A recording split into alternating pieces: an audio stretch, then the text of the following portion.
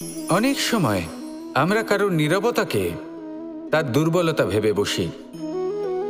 হতেই পারে সেই ব্যক্তি উত্তর দিতে চাইছেন না, হতে পারে অন্য কোনো কারণ আছে যা আমরা বুঝতেই পারছি না। সেই জন্য তাকে দুর্বল ভেবে নেওয়া অনুচিত। দেখতে গেলে এই বিশাল সমুদ্র এও কিন্তু নীরব, শান্ত হয়। কিন্তু যখন সে রুদ্র মূর্তি ধারণ করে তখন কি হয়? সমগ্র সংসারকে বিনাশের পথে নিয়ে যায় এই সমুদ্র, প্রলয় সৃষ্টি করে। সেই জন্য কারোর সহ্য শক্তিকে দুর্বলতা বলে মনে করবেন না। কারণ যদি এই নীরবতা নিজেকে ভেঙে বেরিয়ে আসে, তাহলে তা বিনাশের সমস্ত সীমা পার করে যেতে পারে।